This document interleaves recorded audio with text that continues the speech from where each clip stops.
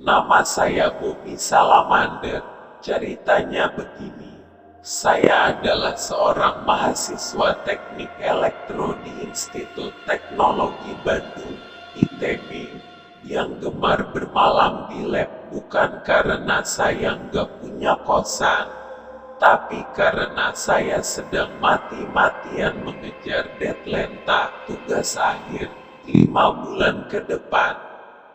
Selama 4 tahun saya kuliah di ITB, hampir tiap minggu saya pernah nginap atau sekedar mengerjakan tugas di lab.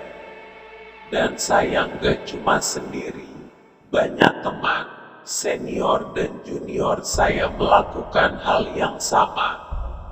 Dan saya sudah tidak merasa takut lagi berjalan kaki di sekitar kampus itu yang menurut teman-teman saya angker.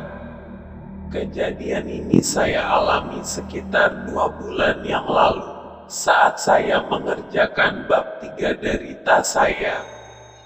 Di suatu malam, kira-kira hari Senin, saya berjalan dari kosan teman saya yang berada di daerah Kebon Bibit. Awalnya saya berjalan berdua dengan teman saya itu. Kita sempat melewati jalan gelap Nyawang yang suasananya waktu itu sangat hening dan mencekam. Singkat kata, saya dan teman saya berpisah di dekat Salman. Karena teman saya berjalan menuju arah Dagu, sedangkan saya berjalan menuju kampus.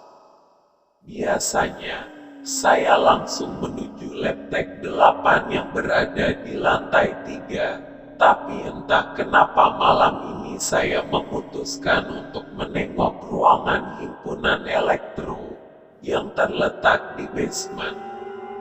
Niat saya tadinya mau mengambil buku yang saya jadikan sumber dalam penulisan Tagewe ini.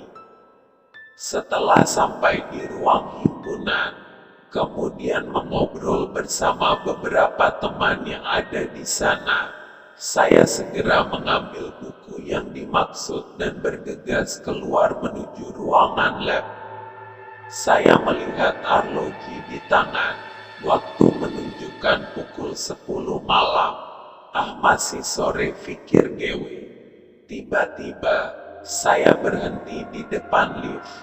Saya bimbang antara naik lift atau tidak. Akhirnya setelah sepersekian milisekon, saya memutuskan naik lift. Yang anehnya pada waktu itu pintunya langsung terbuka padahal saya tidak memencet tombolnya sama sekali. Waktu itu, tanpa berpikiran macam-macam, saya langsung naik lift dan memencet tombol 3 karena lab tek 8 berada di lantai 3. Anehnya, baru sampai lantai 2, lift tiba-tiba berhenti. Kemudian pintu lift terbuka sendiri memperlihatkan suasana lorong yang gelap di lantai 2. Saya mengeluarkan kepala dan menengok ke kanan dan ke kiri. Karena tidak ada orang, saya memutuskan untuk menutup lift. Akhirnya, pintu lift pun terbuka tepat di lantai 3. Ketika saya berjalan keluar dari lift, tas yang saya selempangkan di bahu tiba-tiba terasa seperti ada yang menyenggol. Saya sempat terdiam beberapa saat tetapi karena terburu-buru, saya mengacukan kejadian barusan. Setibanya di lab tek, saya sedikit terkejut karena ternyata teman-teman saya sudah ada di sana. Mereka nampak sibuk mengutak-atik beberapa alat. Saya sempat mengucap salam tapi anehnya tidak ada yang menjawab. Mungkin mereka sedang serius, pikir saya dalam hati. Karena tidak mau mengganggu, akhirnya saya memutuskan untuk duduk di depan sebuah komputer dan mulai tenggelam dalam kegiatan menulis. Tak terasa, Sudah hampir 3 jam saya menikmati suguhan layar monitor model lama dan komputer lab yang sudah usang itu. Saya melihat sekeliling. Ternyata teman-teman masih asyik mengerjakan tugasnya. Aneh juga sih, sedari tadi saya tidak mendengar suara apapun. Padahal biasanya selalu terdengar celotehan-celotehan kecil ketika seseorang sedang gagal bereksperimen. Tapi lagi-lagi saya mengacuhkannya. Dengan penuh rasa lelah, saya mengambil tas kemudian berjalan keluar dari lab, meninggalkan teman-teman saya di sana. Hampir 2 bulan lebih saya melalui hari-hari di lab dengan suasana sunyi seperti itu. Padahal teman-teman saya ada di sana. Saya sebenarnya merasa heran kenapa selama berada di lab mereka mengacuhkan saya ya. Tetapi karena otak saya dipenuhi deadline, saya munafikan pikiran-pikiran aneh tersebut sampai akhirnya datanglah hari di mana saya sidang. Dan alhamdulillah lulus dengan nilai memuaskan. Singkat cerita, sewaktu hari wisuda di Sabuga, hati saya merasa tergelitik untuk bertanya kepada teman-teman. Hei, kalian kok sombong sekali waktu ada di lab? Tiap aku salam ndak pernah dijawab. Tanya saya kepada 3 orang teman saya yang juga lulus bersamaan dengan saya. Di lab, memang kapan Gus? Tanya Adri, teman asal Jakarta. Iya, memangnya kapan kau pernah menyapa aku? Tanya Uli, teman asal Sibolga dengan logat Bataknya yang kental. Loh, tiap kali aku datang ke lab, aku kan selalu menyapa kalian, mengajak ngobrol kalian, tapi kalian malah diam saja. Sombong benar, tanya saya dengan kesal. Ketiga teman saya saling berpandangan satu sama lain. Kemudian dengan tatapan heran mereka memandangku. Memang kapan kamu ke lab? Tanya Tito, teman asal Pekalongan. Loh, selama 2 bulan terakhir ini kan aku selalu mengerjakan tadi lab bersama kalian kan? Masa lupa? Parah betul kalian ini. Tanya saya tak kalah heran. Jangan asal bicara kau. Aku pergi ke lab hanya berdua dengan Tito. Tidak pernah bertemu kau, teriak Uli dengan nada tinggi. Iya Gus, saya juga 3 bulan terakhir ini tidak pernah bertemu kamu di lab, hanya bertemu senior saja. Jawab Adri yang menatap lekat ke arahku. Wong edan, lah wong aku tiap hari bertemu kalian kok.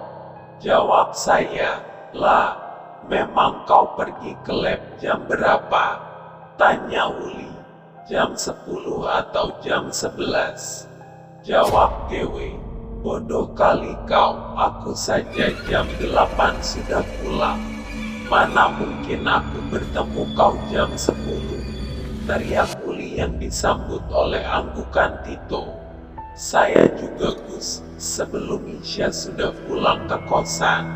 Pernah sekali waktu telat kemudian bertemu Uli dan Tito, tapi tidak pernah bertemu kamu. Ucap Adri, masa? Tapi aku jelas-jelas melihat kalian di. Jawab saya dengan nada bicara yang mulai ragu. Gimana? Tanya Uli. Saya tidak menjawab pertanyaan Uli. Saya langsung tenggelam dalam lamunan saya sendiri. Berusaha memutar balik kejadian-kejadian aneh yang terjadi selama 2 bulan terakhir saya mengerjakan tak. Iya, saya ingat sekarang, lift yang pintunya selalu terbuka sendiri.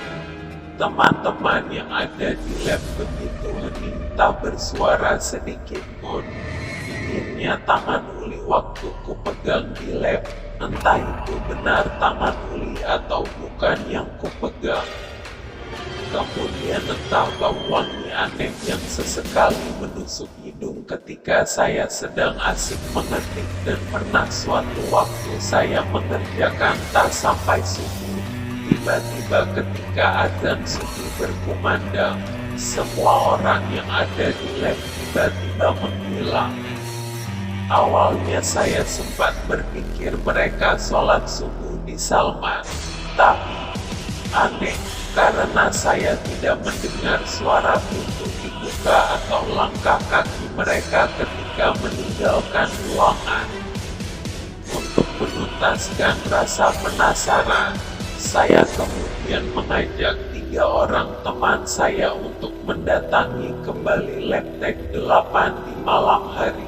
Tepat pukul 10 malam, kami mendatangi lab tersebut dan ternyata normal. Tidak ada sesuatu hal yang mencurigakan. Ketika berjalan keluar dari lab, saya tiba-tiba merasakan sesuatu yang aneh. Kenapa lorong ini terasa berbeda dari tempat yang biasa saya lewati tiap malam? Kecurigaan saya semakin bertambah. Dengan rasa cemas, saya menaiki lift kembali diikuti teman-teman saya. Ketika memencet angka 2, ternyata tidak bisa karena tombol lift hanya bisa berhenti pada lantai-lantai tertentu saja.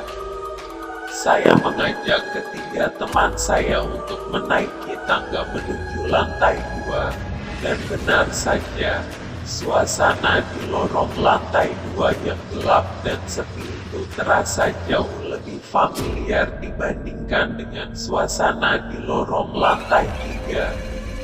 Saya lalu tersadar, kenapa akhir-akhir ini pintu lift selalu terbuka di lantai 2, dan kenapa saya terkadang merasa asing dengan suasana lab tek. Ternyata, selama 2 bulan terakhir ini saya tidak pernah mengerjakan tadi ruang lab tek. Saya bahkan tidak pernah sampai di lantai 3 karena entah bagaimana caranya. Selama 2 bulan saya mengerjakan tadi lantai 2. Tiba-tiba sewaktu kami berempat terdiam di tengah lorong, tiba-tiba pintu lift kembali terbuka disertai bunyi berisik dari dalam ruangan kelas di sebelah. Setelah beberapa detik kami saling berpandangan, akhirnya kami berempat langsung lari terbirit-birit menuruni tangga meninggalkan gedung fakultas kami tercinta ini. Untuk kita semua sekarang sudah lulus.